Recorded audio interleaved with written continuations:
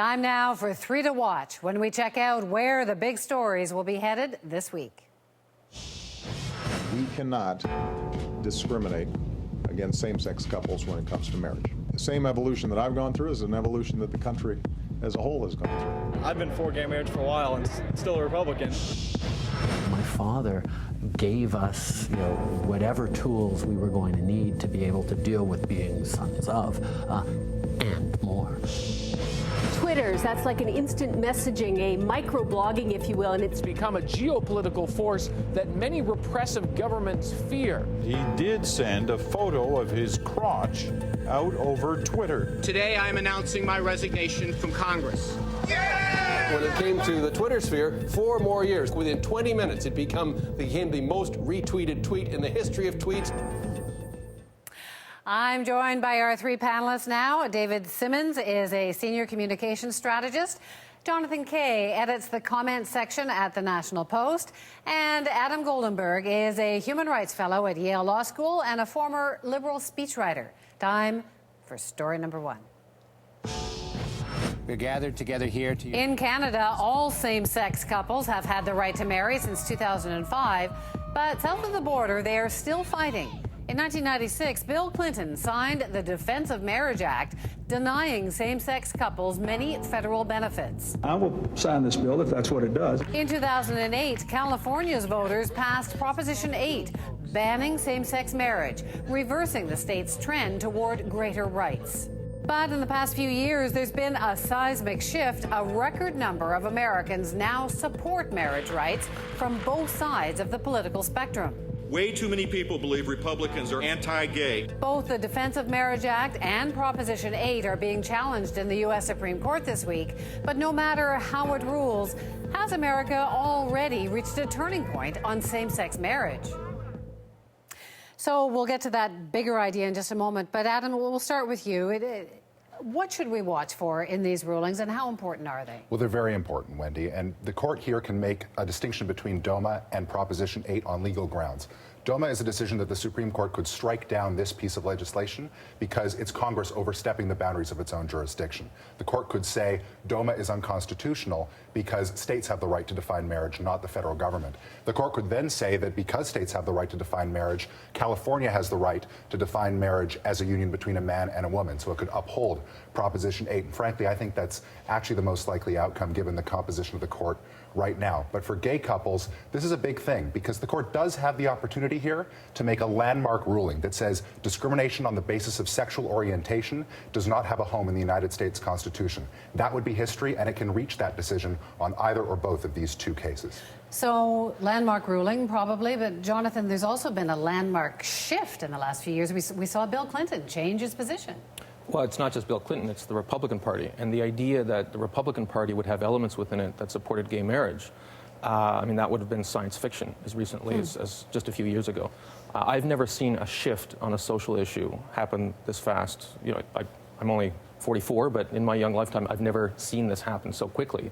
Again, so it's a majority position now among Republicans? It's a majority position among, I believe, 18 to 30-year-old Republicans. I think something like 52% support gay marriage. So it's not just Americans as a whole, it's young conservatives support it, which is, that's shocking. How transformational is this, David? I think it's very transformational. It's not often in a lifetime you see this type of a turning point human rights issue come to question and then you see a change. What's impressive to me, and I think despite what the courts may say, is the public has come to a point where they're ready to say discrimination isn't acceptable. And the depth of that coalition is impressive. You have NFL athletes, NBA athletes, MMA fighters. Rashad Evans came out and said he supports the rights of gays and lesbians to marry. And 131 senior Republicans, including former governors, presidential advisors, have all said, we support this. So it's going to be a very interesting moment in the days ahead.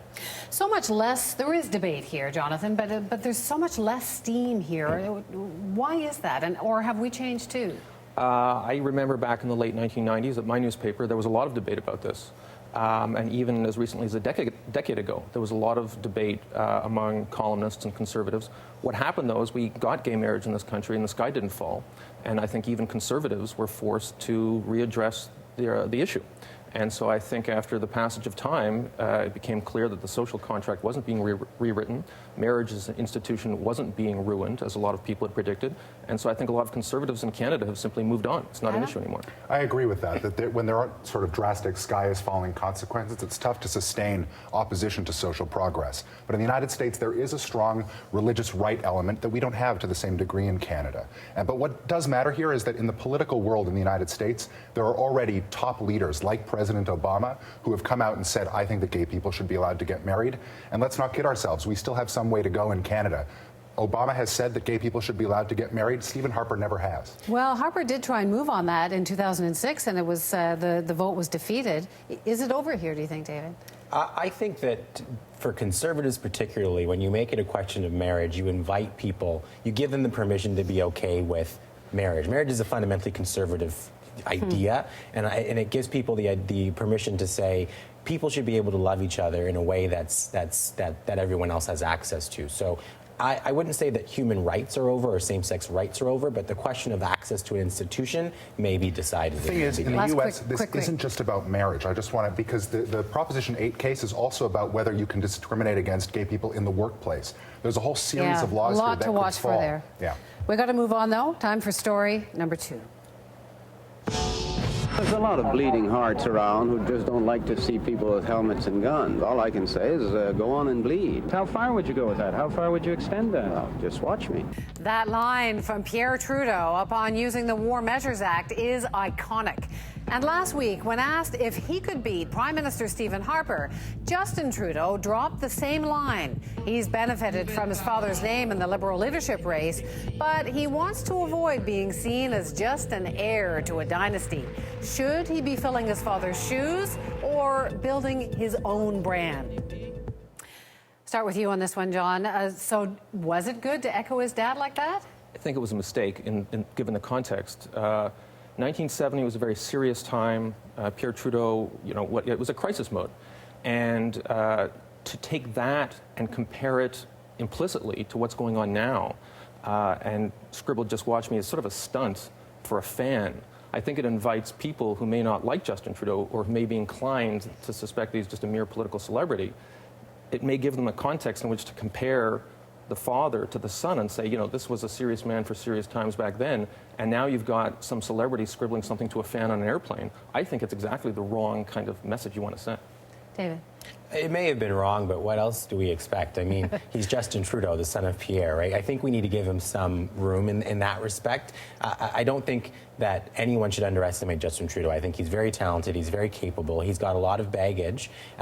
He needs to be careful not to fall into the trap of being held up to his father's standard and make his own way. And I'll be looking to see if he's able to do that as we come closer to the decision or the convention. So Adam, as our token Liberal here, are you raw? Was it great? Well, look, you can bet that Justin Trudeau isn't going to be scribbling "the state has no place in the bedrooms of the nation" on any scrap paper anytime soon. I honestly don't think he thought that this was going to end up on Twitter and that it would be a national news story. Really? Yes, absolutely. No. It was a note mid-flourish. Scribbled on a late-night flight from Halifax. I mean, I think that we're reading way too much into it if we think this was some sort of deliberate campaign strategy. Moreover, I think that, as David said, it's inescapable that the guy's father is Pierre Trudeau. The thing to notice about this, though, is he did scribble something on a piece of note paper, and it did become a national media story within 24 hours. When was the last time we had a person in Canadian politics who could pull something like that off? Okay. Not since Pierre. But, something's changed, because when we first heard that he was running for the leadership, everyone talked about his hair and said he has no policy, but he does seem to be winning people over. Is that because he's the best of this lot, or is he winning some respect? I think anyone who tries to pretend that Justin Trudeau is not charismatic and not talented... But is there more than that? I don't know yet. I don't think that there's been any big policy. The biggest policy debate this convention or this leadership race has been, should we merge with the NDP, which is a whole other vulnerability they need to be careful about. I think Justin Trudeau's talented, and we'll have to see if he's able to build that team around him, fundraising, What do you think, John? outreach. Is he building that? I agree. We can't underestimate him. However, he needs a big issue. My view has been his big issue should be Quebec, saying, I've got the charisma, I can be the one to tame Quebec, and I can do it in a tough way. And there was actually a few months ago, when he actually came out in a tough way in regard to defending the Clarity Act against the NDP, and then he backed down. To my mind, he needs at least one big issue, and so far he's been way too defensive on that front. So we only have 2 minutes left, so I'm not going to let you back in on this Liberal question, Adam. Time for story number 3. A trickle of tweets continues from inside Egypt. So much Twitter reaction, John. It's now 7 years since the first tweet. And these days, it's hard to find a story that doesn't unfold on Twitter.